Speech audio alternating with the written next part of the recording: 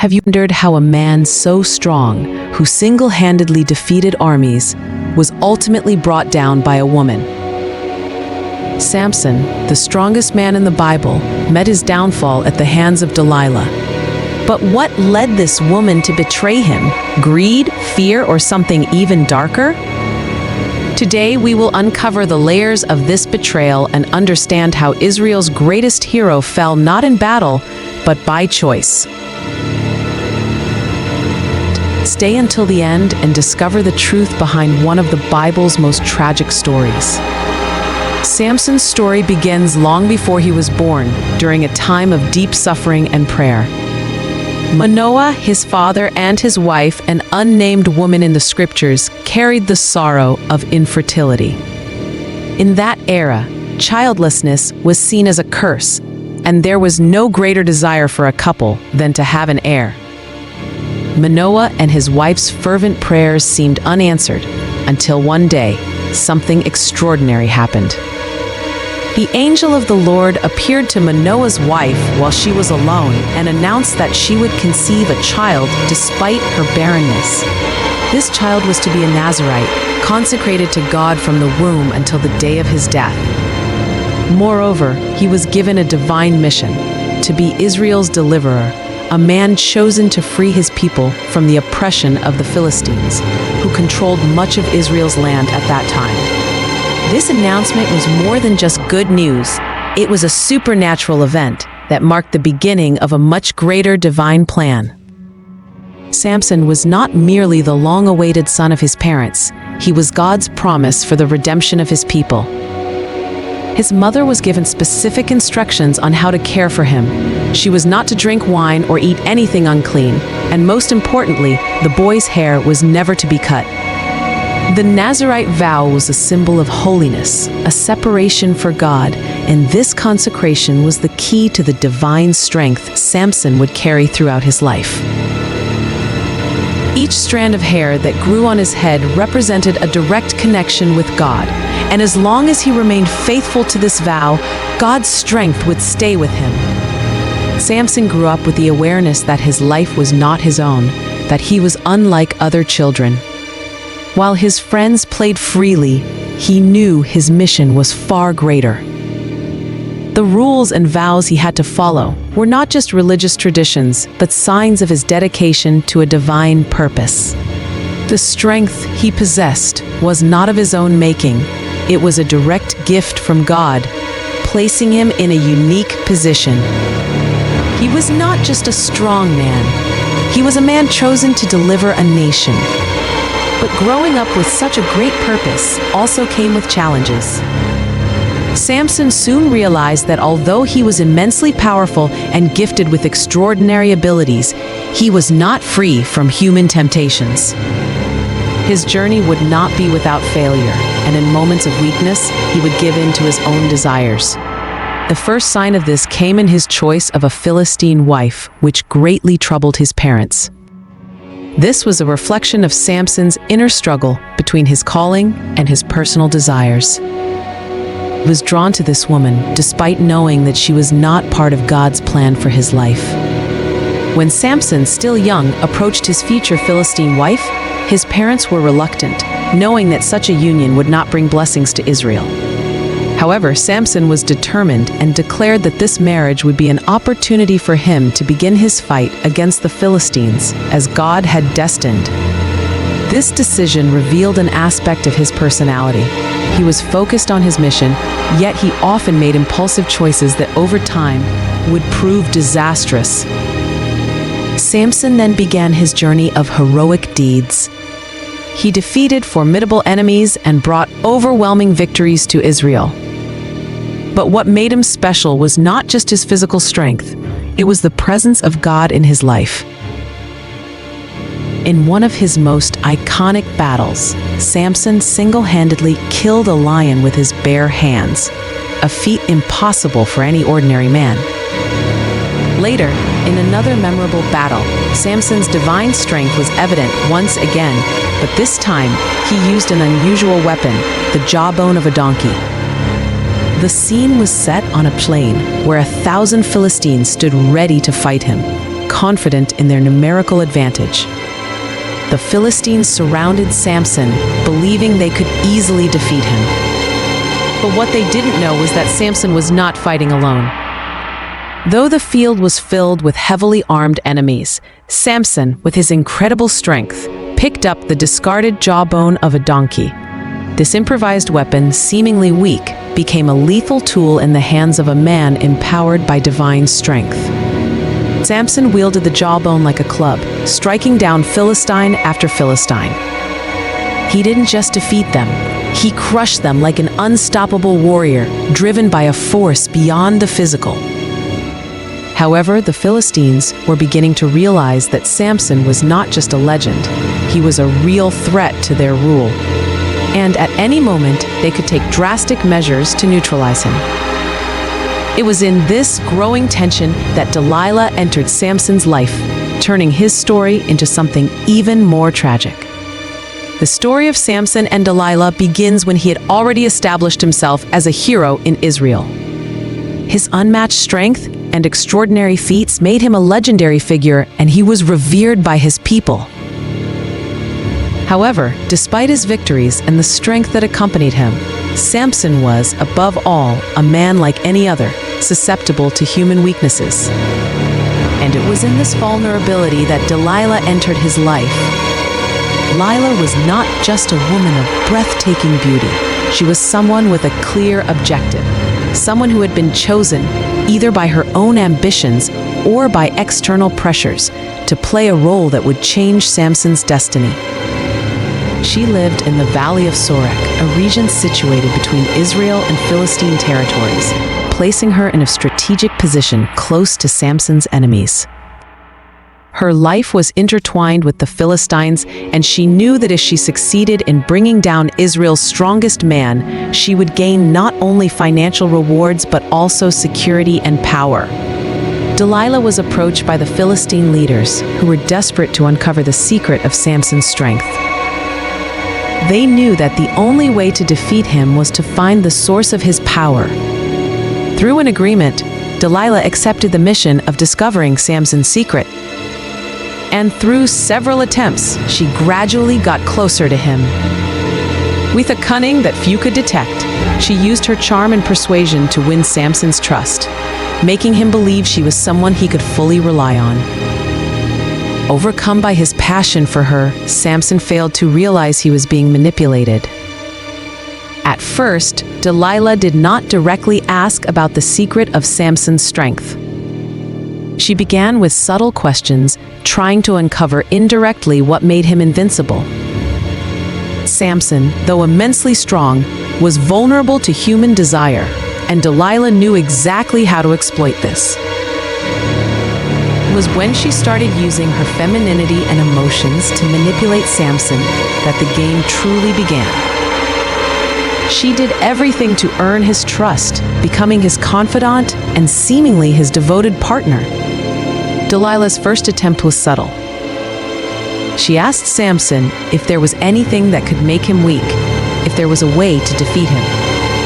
He laughed and responded with a lie, saying that if he were tied with 7 fresh bowstrings, he would become as weak as any other man. This was an opportunity Delilah did not let slip away.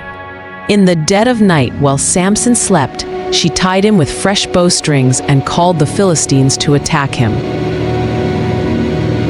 However, with his divine strength, Samson broke the bowstrings as if they were mere strands of hair, and the Philistines fled in panic. Delilah, however, pretended to be surprised and demanded an explanation. Unaware of what was truly happening, Samson once again brushed off the conversation, believing that she was simply unaware of her actions. But Delilah did not give up. With each failed attempt, she became more determined. Her persistence was what truly set her apart from Samson's other enemies. She knew that the real battle was not about physical strength, but emotional manipulation. Delilah took advantage of Samson's passionate heart, pressuring him further until he started to give in. He, who had never shared the secret of his strength with anyone, began to open up. This was not out of genuine love or trust, but because of the emotional manipulation Delilah had carefully woven around him. With each passing night, she drew closer to her goal. Delilah's pressure increased day by day. And finally, exhausted and unable to resist any longer, Samson revealed the secret he had kept for so long. My strength comes from God. If my hair is cut, my strength will vanish, and I will be like any other man. These simple yet profound words marked the point of no return. Delilah listened intently, and though she seemed moved, she was merely waiting for the right moment to act. She immediately summoned a man to cut his locks. Samson's strength vanished. Now that she knew Samson's secret, Delilah made the decision that would change the course of her life and the history of Israel. Of Samson's divine strength, she did not hesitate to act.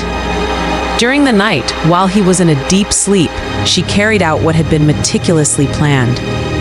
Delilah had Samson's hair cut, the symbol of his covenant with God, and without his knowledge, his strength was gone. But what Samson did not realize was that the loss of his physical strength also meant the breaking of his divine purpose. He did not immediately feel any different. He was used to waking up and sensing his power, but that day something was wrong. As he noticed his enemies, the Philistines, approaching, he tried to react as he always had. He did not respond as usual. Thousands of enemies was no longer there. But the things the Philistines had brought were unnecessary. He was weak, powerless. The man who had once faced entire armies now lay on the ground, unable to resist.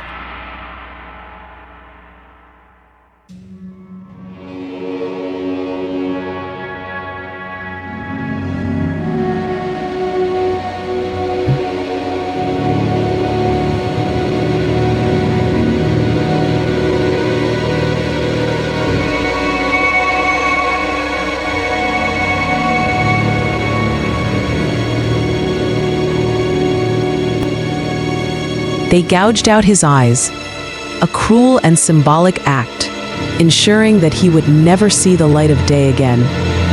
But the humiliation did not stop there. He was forced to work at a grinding mill like a slave. The man who had once dominated battles was now reduced to an object of mockery, pushing a heavy stone day after day. Samson's fall was not just physical, it was emotional and spiritual. He had been chosen by God for a great purpose, yet now he was blind and captive, humiliated by those he had defeated so many times. But while in captivity, Samson began to reflect on his life. He realized that his true strength had never come from his muscles or his hair, but from the presence of God. He had failed, but God had not abandoned his people. Even in his humiliation, Samson found an opportunity for spiritual renewal. Over time, his hair began to grow again, a sign that the covenant between him and God could still be restored. The growth of his hair symbolized not just the return of his physical strength, but also the possibility of returning to his divine purpose. Blind and weak, Samson began to understand the true meaning of his life and mission. He now knew that his great feats were not acts of human strength, but demonstrations of God's power. The key to his true strength had always been his faithfulness to God. And now, at his lowest point, he was ready to surrender to God in a way he never had before. While Samson remained a captive, humiliated in Gaza, the Philistines were celebrating their victory over Israel's hero.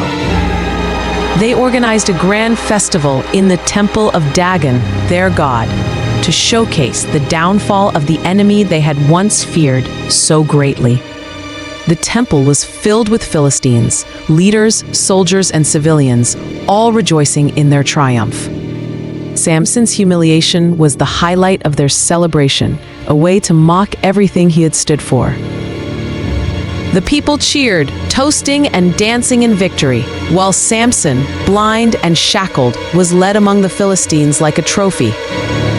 Guided by a young servant, as he entered the temple, the crowd fell silent for a moment, an involuntary respect for Samson's presence. Despite his blindness and disgrace, there was still something about him that unsettled his enemies. When he was positioned between the temple's two main pillars, Samson ran his fingers over the cold stone, feeling the cracks and imperfections in the columns. He knew what needed to be done. It was no longer about revenge or rage. It was about fulfilling the purpose for which God had called him. There, before his enemies and in the face of his imminent death, Samson fully remembered who he was and the role he was meant to play. What followed was one of the most dramatic moments in the Bible. Samson, physically weak but now filled with renewed faith and determination, prayed to God in a different way. He was no longer asking for victory out of pride or arrogance. His prayer was a cry of repentance, a sincere plea for divine strength. Sovereign Lord, remember me. Please, God, strengthen me just once more.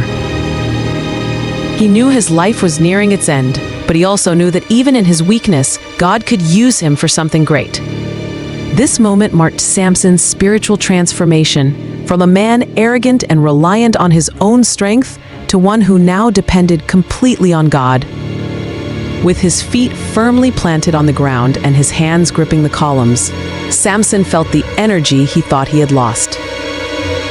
It was as if the weakened muscles in his body were being filled with a supernatural force.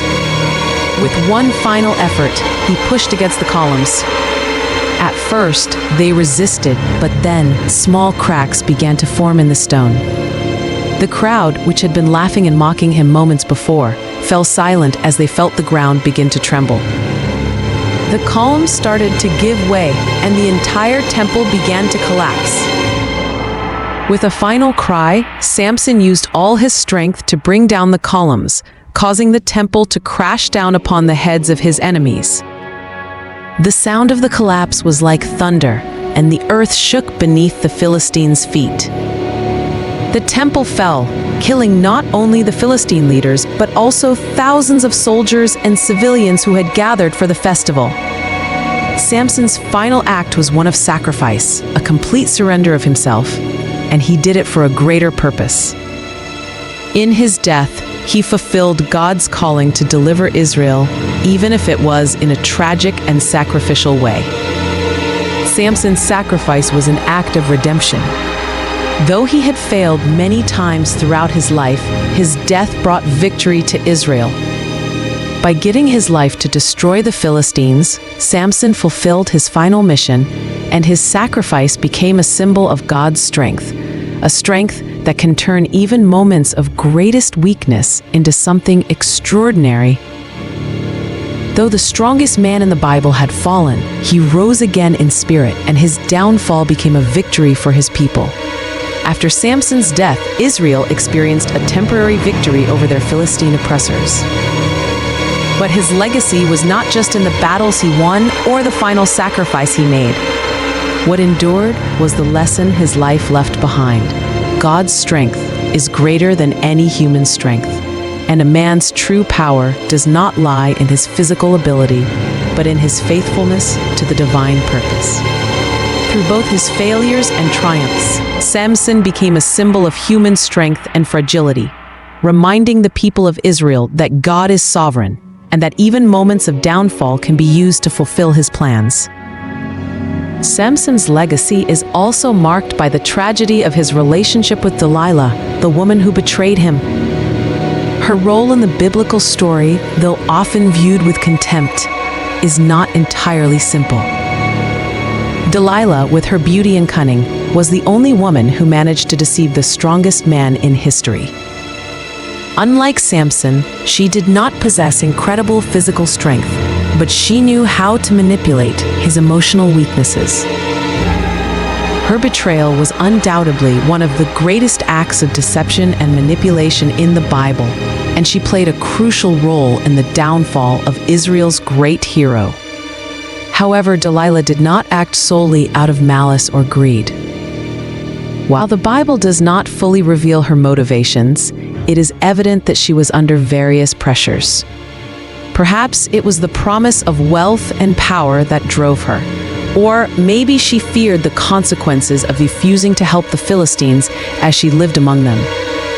What we do know for certain is that Delilah was manipulative and shrewd. She did not care about the destruction she would bring upon Samson and Israel. Using his love as a tool to achieve her goals, Delilah also represents the temptation that can lead anyone to fall. She did not appear as a direct enemy, but rather as a friend eager to please, making Samson believe she was worthy of his trust. This emotional manipulation was key to her betrayal. She knew that Samson trusted her, but she never imagined that this same love would become the weapon that ultimately led to her downfall. Delilah, with her game of seduction and deception, became a central figure in the fall of the hero. Delilah's fate after Samson's death remains unknown. There are no further biblical records of her life after the betrayal. History leaves a lasting legacy. She is not just a traitor. She is an example of how human motivations can be complex and filled with ambiguity. The story of Delilah, like that of Samson, reminds us that even the greatest heroes have weaknesses, and that true power lies in recognizing our vulnerability and trusting in God, not in our own strength. Moreover, the story of Samson and Delilah teaches us about the consequences of poor choices. By giving in to temptation and revealing his secret, Samson brought not only his own downfall, but also suffering to his people. Delilah, on the other hand, by choosing betrayal for personal gain, lost the opportunity to live by higher principles. This story, with its highs and lows, serves as a lesson about the choices we make and their impact not just on our own lives, but on the lives of those around us. Samson's story is not just about physical strength and military victories, it is about redemption and fulfilling a divine purpose. Despite his flaws and weaknesses, he was chosen by God to be an instrument of deliverance for Israel. The tragedy of his life does not diminish the greatness of his mission. Rather, it makes his final sacrifice even more meaningful. Samson was not just a hero. He was a reflection of how God can use even the darkest moments to fulfill his plan. Samson's greatest act of strength was not when he defeated 1,000 Philistines with the jawbone of a donkey, or when he tore down the gates of Gaza. His greatest act of strength occurred in his death, when he sacrificed himself to destroy the temple of Dagon and defeat the Philistines once and for all. Samson's sacrifice was a complete surrender of himself to God's purpose. He understood that his true strength was not in his body or his hair, but in his connection with God. By submitting to the divine plan, Samson finally fulfilled his mission as Israel's deliverer, even though it was in a tragic way. Samson's downfall, caused by his human weakness, was a moment of great reflection. Blind and humiliated, he finally recognized that his strength was not something he could control or possess on his own. His true strength came from his faithfulness to God. When he prayed in the temple of Dagon, asking God for strength one last time, he was not asking to win a battle for his own glory, but to fulfill the divine plan, even if it meant his death. His moment of downfall was also a moment of redemption, for he surrendered himself to God completely, and the final victory was granted by God, not by his own strength. Samson accomplished what seemed impossible, bringing down the Philistine temple and defeating them in a single act of faith. In doing so, he not only fulfilled his destiny, but also showed the people of Israel that God's power is greater than any enemy. His death was not in vain. Though it came in a moment of weakness and suffering, it was also an act of sacrifice that brought freedom to Israel and broke the long-standing oppression of the Philistines. Samson's sacrifice is an example of the power of redemption. Even in his failure, he found an opportunity to be used by God in a way that no one expected. His downfall was, in fact, the means to a great spiritual victory. The God who had chosen Samson before his birth had not abandoned him, but used him, even in his weakness, to fulfill his greater purpose. This reminds us that even in our lowest moments, God can still use us to accomplish His will. Samson was a man of weakness, but his weakness became the key to the great victory that God achieved through him. The story of Samson is one of the most powerful lessons on strength, weakness, and redemption. He was not just an invincible man, but someone who through his failures learned the true source of his strength. Delilah's betrayal, his downfall, and his final sacrifice remind us that even though we may be chosen by God, our choices still matter. The story of Samson challenges us to reflect on where we seek our strength and how, even in our moments of weakness, we can find redemption.